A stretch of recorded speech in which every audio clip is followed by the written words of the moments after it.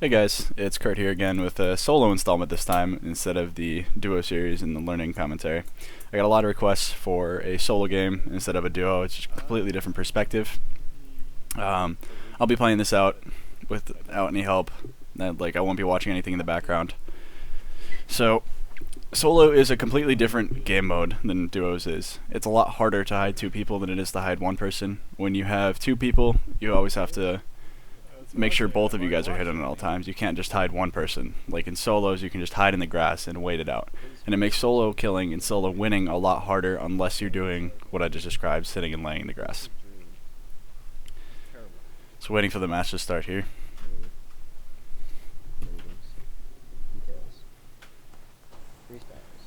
So the second I get into the game, I look for my plane, where I'm going to drop into. And it looks like I have a Georgia Bull drop right off the bat. I love going to high priority areas that mark it. I'm going to drop in there as soon as possible. Again, high priority areas are great because if you come out on top, you have a bunch of stuff way ahead of everybody else. Making sure that I'm parallel before I drop to maximize the time in which I get there, minimize. Got to make sure I hit 234 kilometers an hour on the way down so I get the furthest drop. If you're not going 234 miles an hour, or kilometers an hour, you won't get your full drop. You'll drop a lot higher than you would if you were going literally anything lower. 233, you'll drop way higher. 234, you drop way lower, way faster. Dropping in the three warehouses, my opinion, the best place to drop in a Georgia Bull. There's always loot right on the ground, sometimes on the outside, and I'll find a gun here. And I always rush the guy down, make it into a 50-50. And if you have good aim, a 50-50 will usually go your way.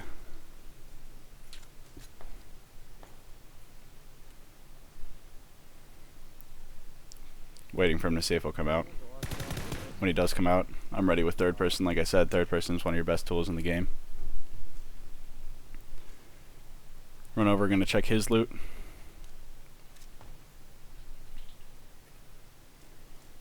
This whole time I'm always looking around, making sure there's nobody. Listening for footsteps all the time. Should always be listening for footsteps anywhere you are. If you think you hear a footstep, freeze. And when you freeze, if you hear any other footsteps, obviously it's not your own. Sometimes your footsteps take a little bit to stop, so give yourself about half a second after you stop to hear any actual footsteps.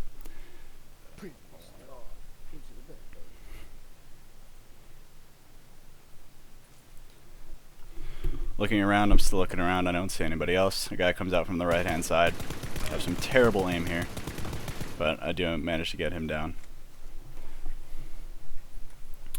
After looting up a little bit, I find myself on top of the crates. Again, still always looking around. As I third person around, I try to third person around everything instead of peeking it first, because if you just run right out, you always have the chance of getting shot. This guy caught him in the open, didn't really have much of a chance.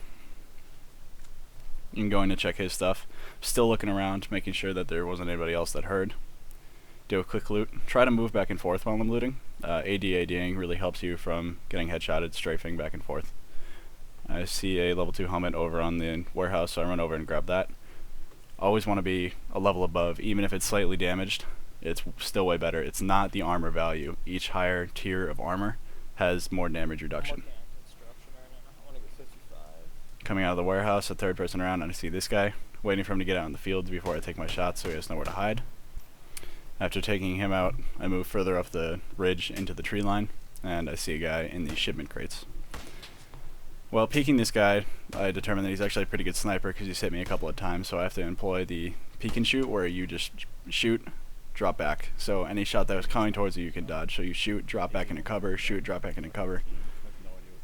And that is a way better option than just standing there and shooting. If you're just standing there, every bullet that's shot, because there's travel time in this game, will hit you. If you're moving back behind the tree, back and forth, it's a lot harder to hit.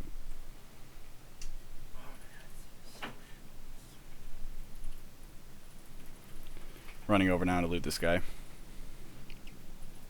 This next part of the clip is a lot longer. I do get a couple of kills through here, illustrating what should be done in these situations.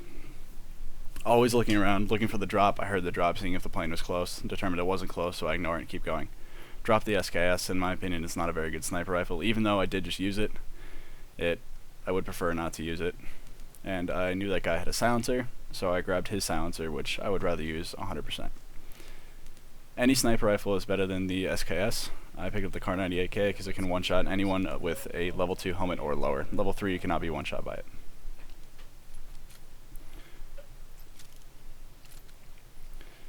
Again, still always looking around. In solos, anybody can come from anywhere. It's a lot harder, again, it's a lot harder to see one person than it is to see 2 or 3 or 4 if you're in duos or squads. Running over to the UAZ. At this point in time, I'm going to run out of the circle, or drive out of the circle, into the main area of the map, try to go center circle and pick up as many kills as I can. That doesn't end up happening. As I'm driving, I'm still going to be looking around using the Alt key, and I see someone way back towards the warehouses where I initially was. So I swing my car around and I'm going to go for that kill first.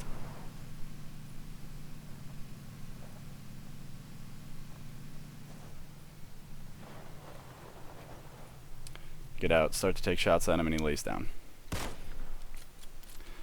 I make a mistake here. I thought that he laid down and stopped moving, but it turned out he crawled to the tree to my left, which didn't make, like at the time it didn't make any sense to me, but makes perfect sense now. I had trouble locating him, and I got lucky by pulling out my car and headshotting him, because he only had a level 2 helmet, he didn't have a level 3, he was one shot, and I managed to stay alive. But I didn't expect him to keep crawling, and that was a mistake on my part. I should have expected him to either crawl back to the first tree or crawl to the second tree and not just stay there.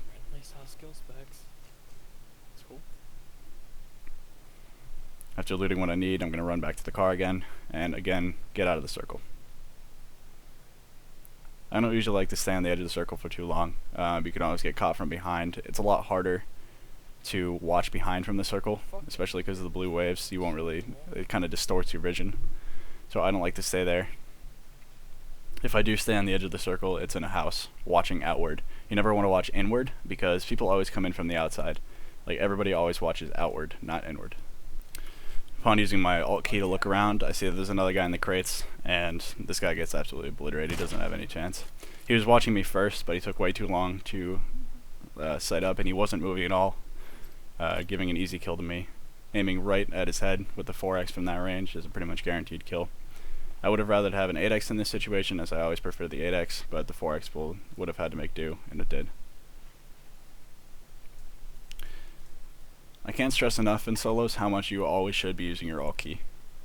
If you're not using your Alt key, you're playing solos wrong.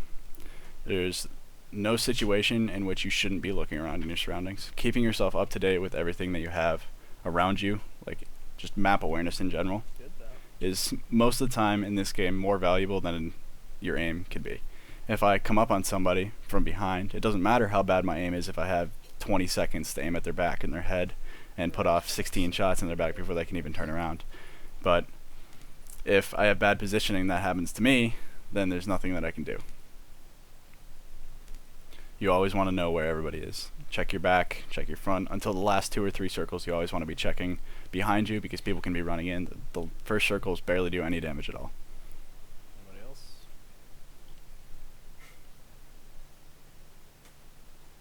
Finally, now I can run to my car and get into the zone. Once I get back into the zone, I'm going to look for anybody moving inward, anywhere. I try to get to high ground as much as I can. If you're looking down on your enemies, it's a much better area of attack. You have a much better advantage, as you can peek your head and they have to peek their whole body. As you can peek over the ridge and look down onto someone, they only see your head and your gun while you see their entire body. Now at this point, I heard a motorcycle, and I know that it stopped. I heard it stop, so there's only one place he could have gone, and it's up at these buildings.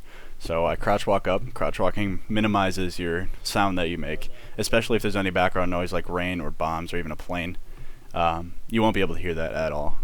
Unfortunately for me, there's nothing that you can hear, but I'm pretty sure I'm far enough away to where he can't see it. I'm using the ledge, third personing over just the top of it so he can't see me, but if he was to come over the ledge, I could see him. The first 2 houses, the one on my left and one on my right, I know that you can't fully go into, and I don't hear him in anyways. So I determined that he must be on the left-hand side here, in that building. I see the tip of his motorbike poking out of the house, and I look into my inventory to check if I have a grenade to chuck in there.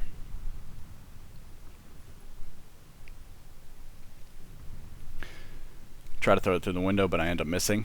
So in this case, I use the distraction of the grenade, which is the sound and the smoke, to run in and just absolutely just demolish this guy. He has no idea what was coming, because I was silent the entire time.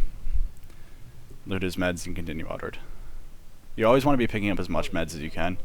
If you're in a situation where you run out of meds, you're pretty much lose, unless you have a gun that can one-shot someone like a sniper or a shotgun, but you never want to put yourself in that situation. Meds are way more important than anything else you could have in this game, in my personal opinion. Besides a good gun, maybe a level 3 helmet, you don't need ammo in the times where you're taking meds. If you're going to drop 100 bullets and you already have 100 for 2 first aid kits or even a couple painkillers, in my opinion, it's definitely worth it. Now I'm coming down here onto Pachinki. The circle's pretty small at this point, so I'm always looking around, constantly looking around. Right now I'm laying down, surveying my surroundings, actually wiggling out my hands because, I don't know, in tense situations they do get kind of sweaty, and waving them off actually kind of helps. Looking around in the town, see if I can see anything.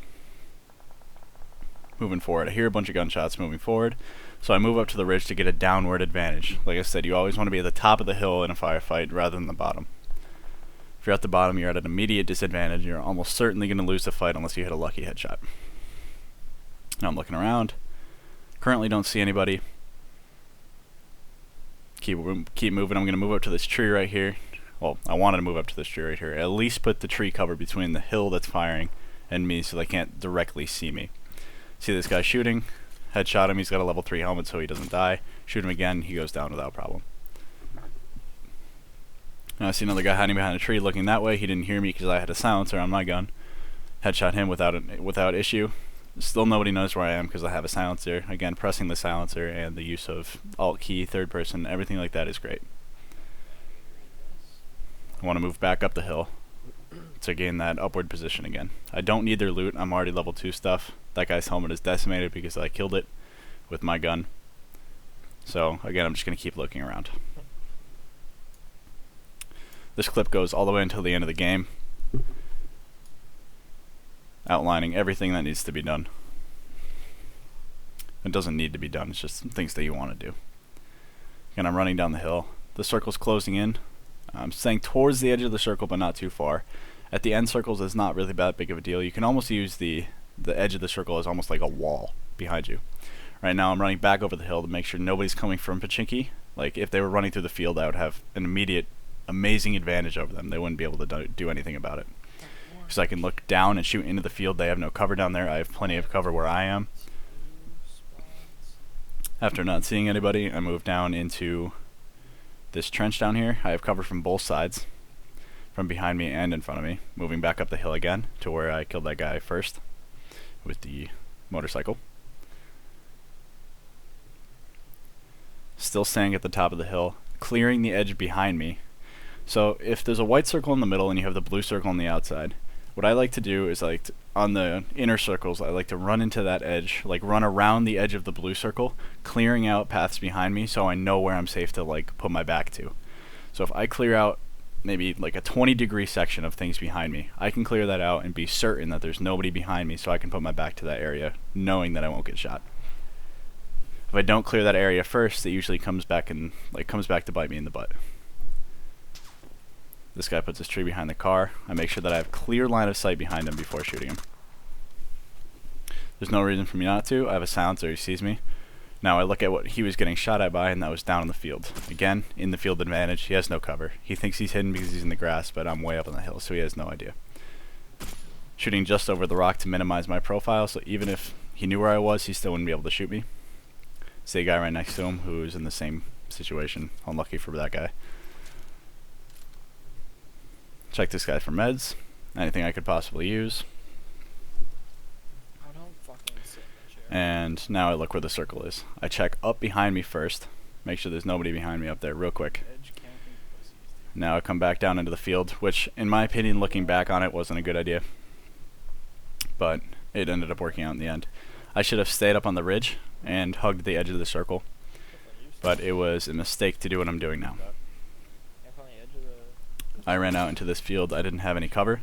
The only cover I had was bushes, and that's not even real cover. That's just hiding cover versus physical cover, which you can block bullets with.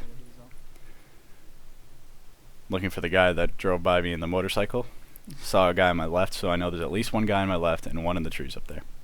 I still have a silencer, so the majority of the people, which are 9 alive, don't know where I am. Still shooting at this guy, he has no idea where I am. If you got it right, Dan. At this point, in my opinion, I should have died here to somebody else. I was dead center in the field. You do not want to be in the position that I was in now. There was no way that I should have gotten out of here alive. I realized that about halfway through, and I'm like, crap, I really got to move out of this field. And the only situation that I could be in was up and to the right into these trees, hunting down this guy. After getting a couple shots on this guy, he still doesn't see where I am. So I'm free to move into whatever area I want. I'm way closer to the right-hand side. And again, still in the field, but I realized that, and now I'm running towards the trees as fast as I can. I'm not really looking around at this point. I want my tunnel vision on this guy that's straight ahead of me, because if somebody else engages me, then he will have no doubt a free shot on me while I'm trying to engage the other guy. At this point, he's obviously seen me, so I have no other option but to duel him, because I'm in the field, he's uphill with cover, and it's a lot harder with me. Like, where I am, it's very hard to duel this guy, so I have no other option but to wait for him to peek and hope that he misses and hope that I hit. Now that I have more cover, I have a lot more options to duel this guy. So I'm pushing up to this tree right here. And I'll be hunkering down here until he peeks over the edge. I have nothing else to do. I can't really do anything else. I have a general idea of where he is, and I know there's nobody behind me. So I don't have to check behind me. Maybe check the ridge to my left, check right in front of me, but I have a tree between me and him. I don't need to do anything else. I can just chill right here. Still looking for him to peek over the edge. Don't see anybody on my far distance on the left, but I do eventually hear gunshots, so I know there's at least someone over there. There's only 4 other people besides me, and I know where 2 are. This guy eventually gives away his position by throwing over a grenade. I don't know where on the ridge he is, but I know that he is at least on that ridge. I have this tree between me, and I know that I at least headshotted him once, so my Kar 98 will still kill him, even though he has a level 3 helmet.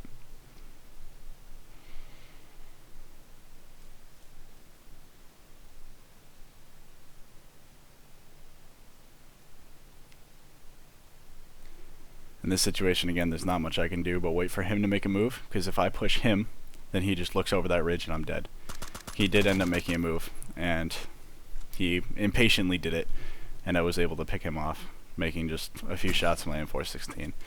Now the guy on the hill still doesn't know where I am. 3 people left. So I am free to take as many shots as I want at this guy, because, again, he doesn't know where I am. I determined that from where he's looking, there are people in the houses which are slightly north of me, or there are people at least very close to those houses. So I have a pretty good grasp on where the last 2 guys are. I know one guy's at that tree, and the other one's at the house. So I push up on the left-hand side because the guy at the tree has no idea where I am, and the guy at the house has no idea where I am. So I'm going to flank left around this guy, and maybe they'll end up fighting it out while I'm pushing around, which is great for me because then it turns it into a 1v1. If you always want to let other fights go on before you join in. Unless you're playing for kills, there's no reason for you to take the fight until the person is looting or until the person is cleaning up. Again, there's no reason, even in 1v1s, there's no reason to take it into a 2v1 or a 3v1. Like, even if it's all solos, you could be approached from 3, 4, 5 different angles, which has happened to me in the end many times. So if there's 6 people left and I'm dead center, I'm going to get fired on from a bunch of people once they know my position. You always want to take the fight as late as possible if you're trying for the win. Again, using the ridge to my advantage here. I know where the last guy is. Pretty good idea. He has no idea where I am. So I'm pushing up on this left-hand ridge, hugging the circle. I'm going to use this bush for mild cover as I boost up before I take this fight. Every little bit helps. If I get down to 5 HP and my boost ticks real quick and one more shot hits and I'm down to 2 HP, the boost just saved my life. In these last fights, you're not going to use your boosters, so might as well boost all the way up. Come up to this tree up here. I'm going to look around from the tree, still using the ridge to my advantage. He can't see over the ridge. I'm using my third person. I see him peek the hill, so I'm going to wait right here at this tree. There's no reason for me to move. The zone is right. I can move directly to my right, and the zone is right there. He has to come to me. I'm in a great spot for the win right now. There's no way that I should have to engage right now. I can third person over this ridge where I can see him, but he can't see me. So I'll be looking over, waiting for him to push up. Now, logically, there's only two moves that he can do. He can move to the tree, or he can try and flank right, or try and headshot me, so I guess 3.